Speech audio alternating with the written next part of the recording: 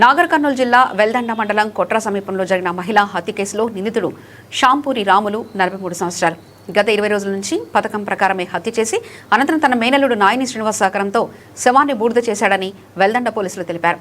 నాగర్ కర్నూలు జిల్లా వెల్దండ మండలం కొట్ర గ్రామ పంచాయతీకి చెందిన చెన్నయ్య అనే యువకుడు తన భార్య 22 సంవత్సరాల నారమల్ల అనుష కనిపించడం లేదంటూ మధ్యరాత్రి కంప్లైంట్ ఇవ్వగా కేసు నమోదు చేసుకున్నామని, కాగా అప్పటికే నిందితుడు షాంపూరి రాములు మహిళను హత్య చేసి దహనం చేశానని పోలీస్ స్టేషన్లో లొంగిపోవడంతో వివరాలను అనుష భర్త చెన్నయ్యకు తెలిపామని, ఈరోజు నిందితుని వెంటబెట్టుకుని దహనం చేసిన ప్రాంతానికి వెళ్లి పరిశీలించగా కొద్దిపాటి మహిళా శరీర భాగంలో మాంసం ముద్దలు ఎముకలు తప్ప మిగతా శరీరం అంతా కాలిపోయిందని పోలీసులు తెలిపారు. కేసు నమోదు చేసుకుని నిందితుడిపై అత్యాచారం, హత్య కేసు నమోదు చేసి రిమాండ్కు తరలిస్తున్నట్లు వెల్దండ సీఐ రఘువీరెడ్డి మీడియా మిత్రులకు తెలిపారు.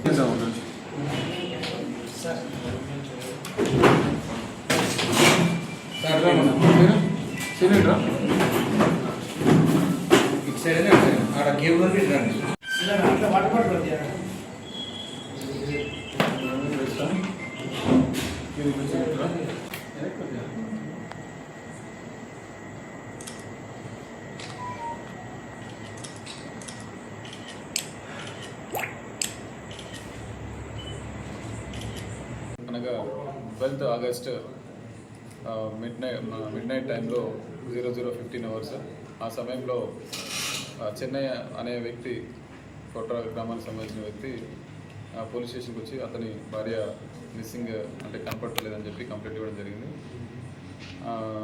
దాని మీద మిస్సింగ్ కంప్లైంట్ అనేది రిజిస్టర్ చేయడం జరిగింది.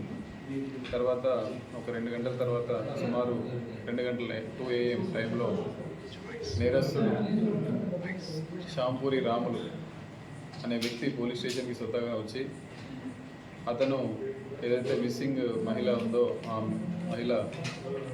మహిళని కలకుర్తిలో ఆమె పనిచేస్తుండగా ఆమె కలకుర్తి నుంచి పనిచేసే షాప్ నుంచి ఎక్కించుకొని కొట్ర జేపీ నగర్ శివార్లో గల పత్తి చేను ఏదైతే ఉందో హైవే పక్కన మామిడి చెట్టు కిందకి తీసుకెళ్ళి ఆమెని బలాత్కారం చేసి తర్వాత ఇంకొక నేరస్తుడు నాయని శ్రీనివాస్ సహాయంతో అతనికి కాల్ చేసి పిలిపించుకొని ఇద్దరు కలిసి ఆమెని ఒకతను A2 ఎవరైతే ఉన్నారో అతని చేతులు పట్టుకోగా A1 ఎవరైతే ఉన్నారో ఆమె లేడీ ఎవరైతే ఉన్నారో ఆ చున్ని మొహానికి పెట్టి ముక్కు నోరు మూసి ఈ షాంపూరి రాములు అండ్ నాయని శ్రీనివాస్ కలిసి చంపడం జరిగిన తర్వాత ఆమె చంపిన తర్వాత ఆమె శవాన్ని అక్కడి నుంచి బండి మీద ఇద్దరి మధ్యలో కూర్చోబెట్టుకుని ఆమెని పట్టుకొని కొంచెం కొట్ర శివార్లో గల రోడ్ అవతల వైపున కొట్ర శివార్లో గల ఈ రాళ్ళ గుట్ట ఉంటుంది ఒకటి, ఆ గుట్ట దగ్గరికి తీసుకుపోవడం జరిగింది. వాళ్ళు ముందస్తుగానే ఒక 20 రోజుల క్రిందనే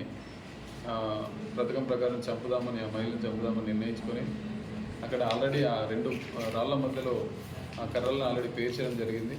తర్వాత ముందస్తుగానే కాల్చడం కోసం డీజిల్ అనేది 15 days బ్యాక్ తీసుకొచ్చుకొని వాళ్ళు ముందే పెట్టుకోవడం జరిగింది.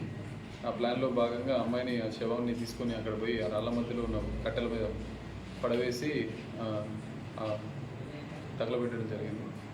తర్వాత తగలబెట్టిన అని చెప్పి మనకు చెప్పిన దాని ప్రకారం అక్యూజ్డ్ నేరస్తుని తీసుకొని మనం క్రైమ్ సీన్ పోయేసరికి నేరస్థలంలో ఆ 2 రాళ్ళ మధ్యలో దాదాపు మొత్తం ఒక శవం కాలిపోయి ఉన్నట్లుగా కనబడుతుంది. అక్కడక్కడ మాంసం ముద్దలు ఎముకలు మాత్రమే కనబడుతున్నాయి.